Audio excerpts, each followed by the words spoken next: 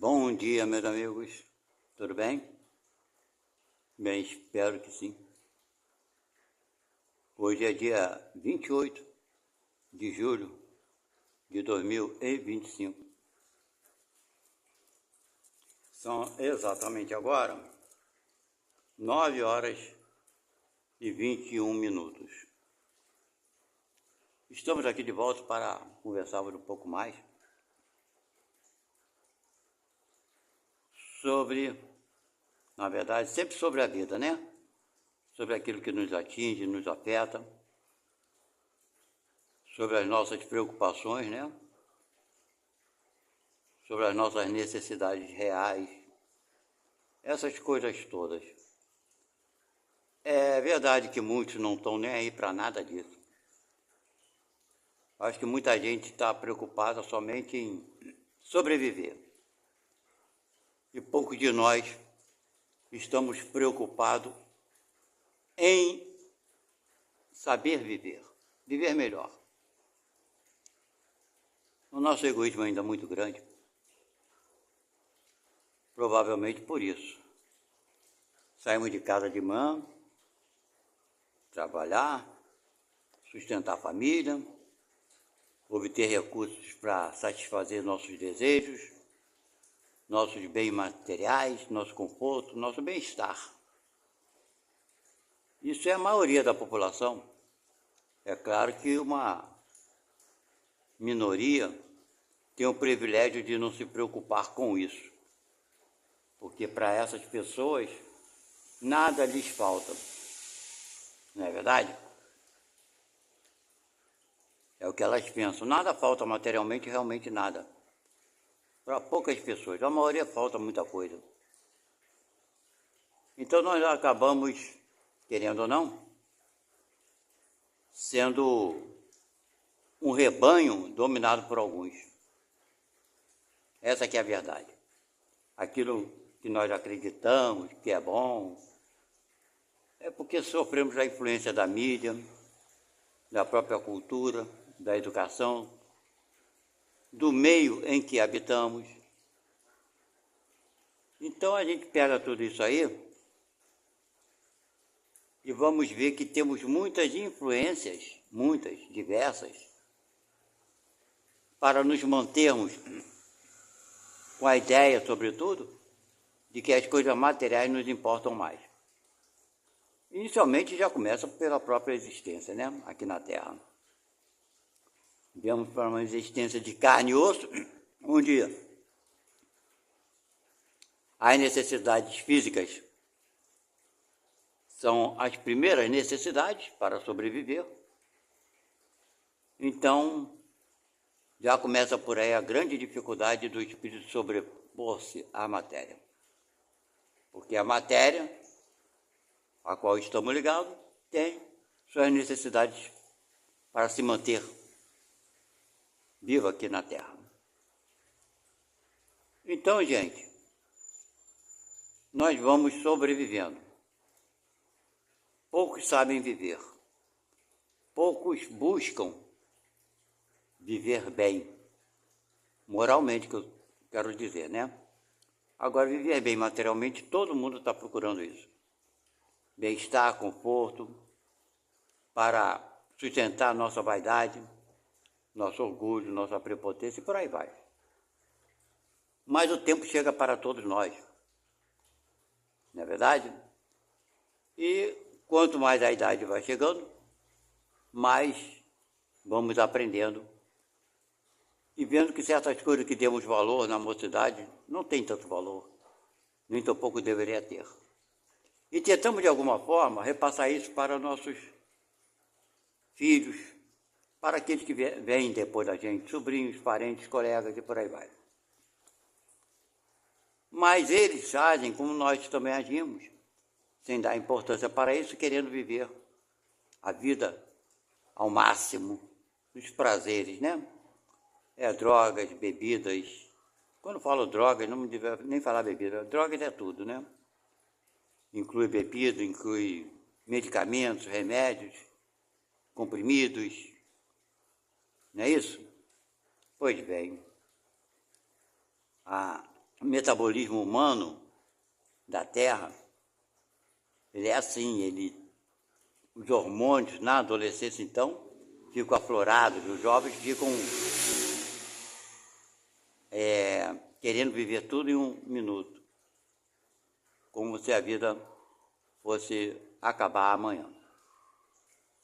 Mas, graças a Deus, alguns de nós, quando chegamos, conseguimos superar essa fase, sobreviver, nem digo superar, digo sobreviver e não morrer, passando dessa fase para a fase adulta.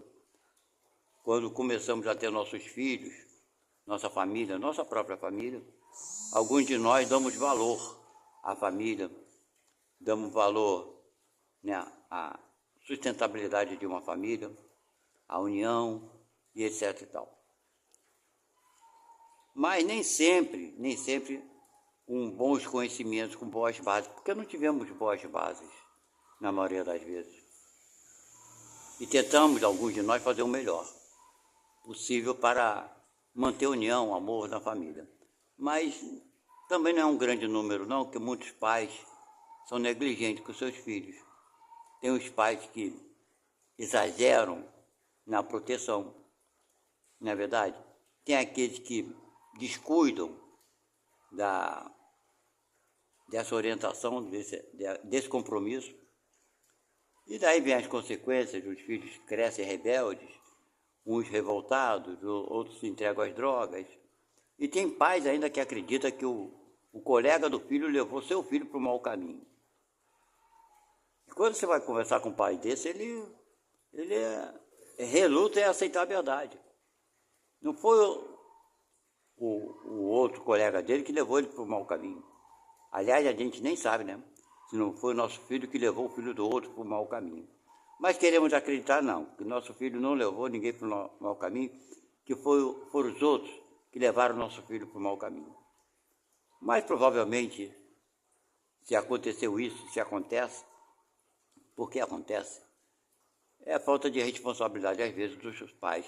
E às vezes nem é a falta de responsabilidade, às vezes os pais são responsáveis, educam com amor, com carinho, com proteção, adequadamente, e o filho vai para o lado errado.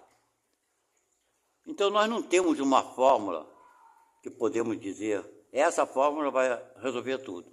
Faça assim que vai dar tudo certo. Não, essa fórmula não existe. Porque ela aplicada com alguns pode resolver e com outros não resolve. Essa que é a verdade. Né? Porque cada um de nós somos singulares. Então eu acho que a obrigação do pai e da mãe é tentar fazer o melhor. Sempre foi essa a obrigação. Não vai mudar nunca. A boa intenção é o que importa. Se o pai e a mãe agem com responsabilidade, mesmo assim deu tudo errado para aquele filho, não se aborreça. É problema daquele filho, já não é problema do pai e da mãe. O nosso problema, ou melhor dizer, o problema do pai e da mãe é fazer o melhor possível. Apenas isso. Mas a maioria, quer saber da verdade, negligencia. Ou exagera na proteção. Eu já vi casos de pais que tem o exagero, fica perguntando, filho, você me ama? Você me ama? Fica sufocando o filho ou a filha, não importa. Ama papai, ama mamãe, diz para mim. Tem uma necessidade desse apego.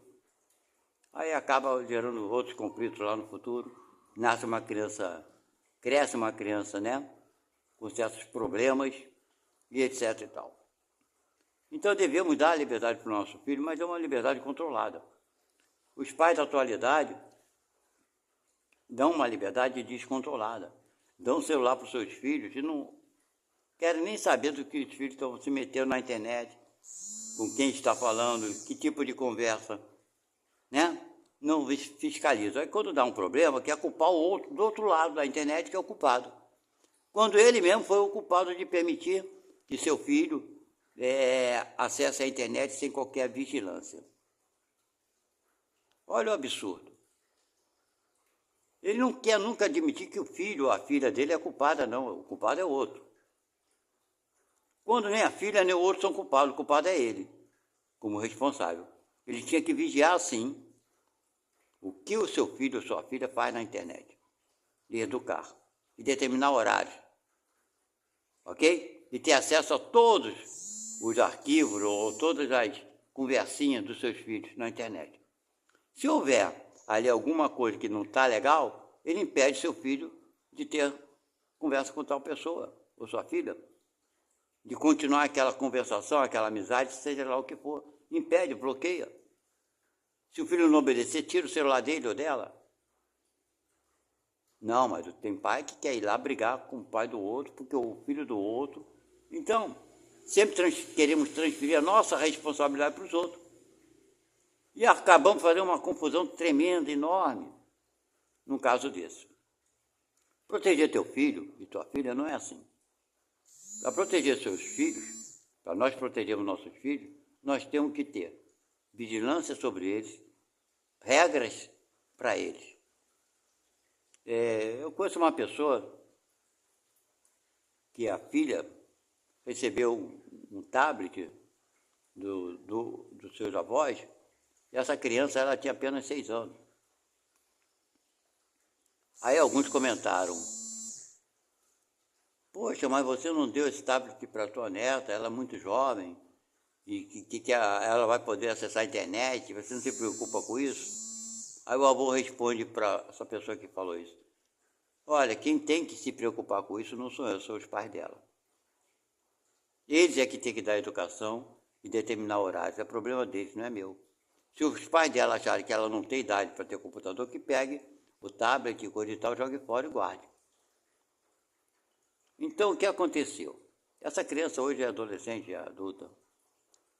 Então, os pais sempre determinaram horário para ela acessar esse tablet. Sempre estava vendo, quando ela estava lá entretida no seu tablet, os pais chegavam lá e olhavam: o que tu está fazendo aí, fulano? Ela mostrava: estou fazendo isso aqui. Ah, então tá certo, continua por aí. Vocês estão entendendo? Depois dessa criança, quando fez o quê? Não lembro, acho que mais 2 anos depois, esse avô foi e deu um notebook. Por que deu o notebook? Porque ele observou que os pais estavam sempre vigilantes, constantemente. Ela tinha horário para poder usar o computador, o notebook. Os pais estavam sempre observando o que ela estava acessando.